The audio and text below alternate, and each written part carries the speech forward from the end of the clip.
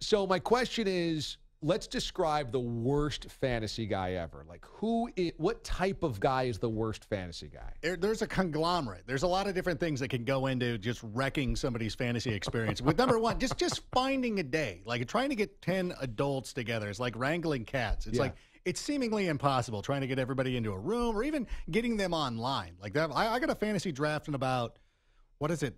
In like a couple of hours, and everybody's like, "Do you want us to change?" I'm like, "We're not going to change. Like, it's fine. I got a phone. Like, I can sit here. I could do it right now if I needed to, and you're able to keep up." But there's all kinds of people. Or to me, it's the person who's not engaged. Like some people, like if you want to do it, then do it. Like you don't show up and then be upset about it. It's like when you're trying to get one of your friends to go out. Like, do you want to go out tonight? We're going to go.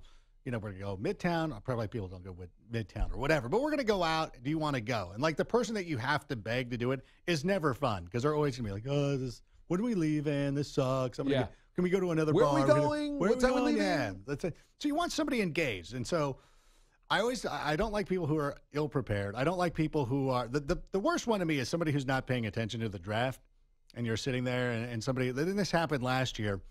We were doing, and this is people on our show. And we had this one guy, and I don't want to call him out by name, but it rhymes with Akbar. Okay. And you might know he might or might not be on American Ninja Warrior. I'm not saying who it is. Okay. But it's yes. Yeah. It's not Matt Iceman though. Right. And he was sitting there and we're doing the draft and he has the 8th pick. And he's looking through all the stickers. I can't find it. He's like looking through. He's like, I'm just going to tell you who it is. Antonio Brown. And you're like, bro, that was the first pick. You cannot sit there. Bellotti just said this for his Trash Tuesday that Antonio Brown got picked 3 times in his draft because people weren't paying attention. Ridiculous. Pay attention. It's the first round. And it's not only that, it's also the that was my guy. Like somebody who's just they're just so demonstrative. You're like sitting there and the guy, somebody goes up to the board and it's David Johnson. You're like, oh my, come on.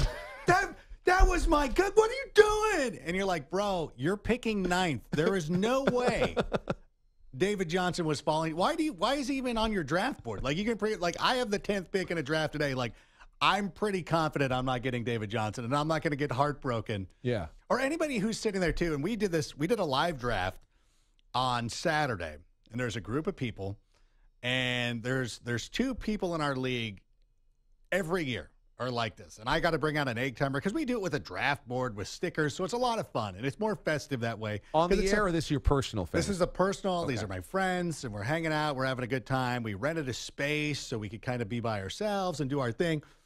And this one guy is just, and every time he'll sit there and somebody will draft somebody and he's just, I don't know what to do now.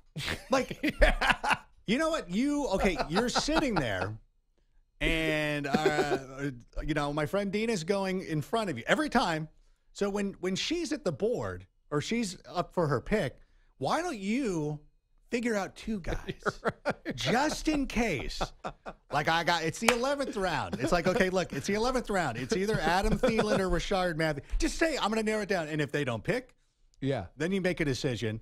But if one of them goes, it's like, oh, okay, then you should walk up immediately and be ready to go. It's like, and you know what? And it's also the first person. Like if you're the second person, if you're the second person in a fantasy draft this year, you need no time. Like the first person, you've probably had that known to you the whole time. So you know what you're doing. Walk in, put it on the board immediately. And then the second person automatically knows, like, if David Johnson goes, I'm going Le'Veon Bell. If Le'Veon Bell goes first, I'm going David Johnson. The only real tricky part is the third person. Like, they got to kind of figure. But even then, third person, those first 2 guys are going. And if they're not going, that's who you're taking. Yeah, that's right. Yeah.